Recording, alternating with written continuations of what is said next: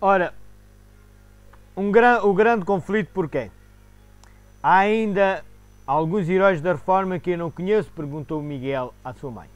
Claro que sim, respondeu a mãe. O nosso herói de hoje chama-se Zwinglio. Quando Zwinglio tinha 13 anos, foi enviado para Berna, na Suíça. 13? Perguntou Miguel. Era só um pouco mais velho do que eu. É verdade, concordou a mãe. Ele era muito novo para sair de casa, insistiu Miguel. Sim, respondeu a mãe. Realmente era. Zwinglio foi mandado para uma escola muito conceituada, onde ele poderia aprender a ser um bom orador e a escrever muito bem. Também estudaria música e poesia, mas passados uns tempos a sua família ficou com medo que os líderes da igreja o convencessem a ir para um mosteiro, e por isso o seu pai pediu-lhe para voltar para casa. Mais tarde, Zwinglio estudou na cidade de Basília e foi falar sobre o perdão gratuito de Deus. Quando Zwinglio se tornou pastor, começou a pregar sobre coisas que tinha aprendido ao estudar a Bíblia.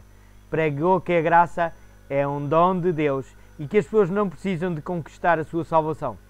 Também estudou os manuscritos da Bíblia em grego e hebraico, traduziu-as para a língua local e partilhou-os com as pessoas.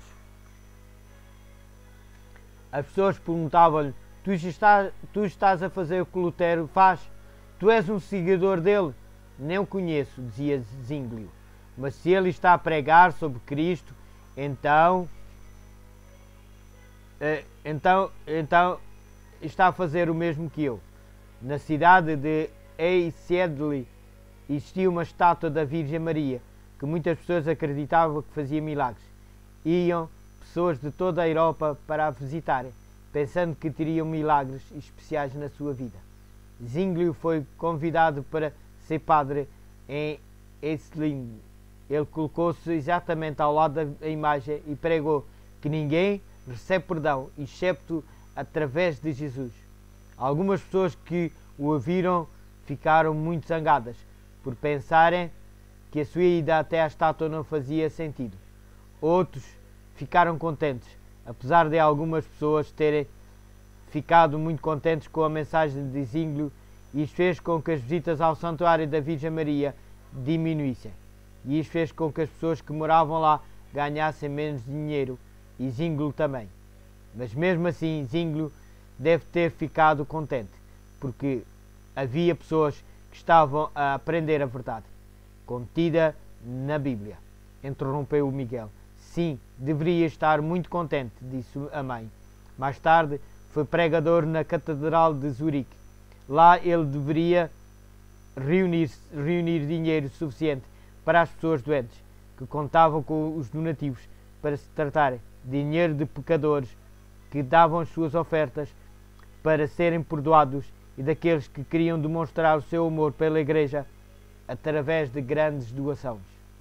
Zwinglio apercebeu-se de que alguns líderes da Igreja só estavam dispostos a fazer a cerimónia da Santa Ceia para pessoas importantes. Eles não queriam de maneira nenhuma que os pobres também participassem. Parecia que para muitos padres receber dinheiro e fazer Santa Ceia para pessoas importantes substituía as pregações. Como é que tu achas que Zwinglio se sentia com um trabalho destes? Eu aposto que ele lhes mostrava o que eram boas pregações, disse o Miguel. Tem razão, concordou a mãe. Zwinglio disse: eu vou pregar sobre a vida de Jesus e o Evangelho de Mateus. E foi isso que ele fez. Mas muitas pessoas ficaram zangadas. Um homem chamado Sansão, que vendia indulgências naquela área, teve de se ir embora dali, porque mais ninguém queria comprar indulgências depois de ouvir as pregações de Zwinglio. No ano de 1519, houve uma terrível praga na Europa. Era chamada a Grande Morte, porque muitas pessoas morreram. O rumor de que Zwinglio tinha morrido também começou a correr, mas não era verdade. Deus ainda não tinha trabalho para ele fazer. Zwinglio estava doente, mas recuperou e continuou a pregar. Mas em vez de dizer às pessoas o quanto elas eram más e de lhes pedir dinheiro para ser perdoadas, Zwinglio falava-lhes do amor de Jesus.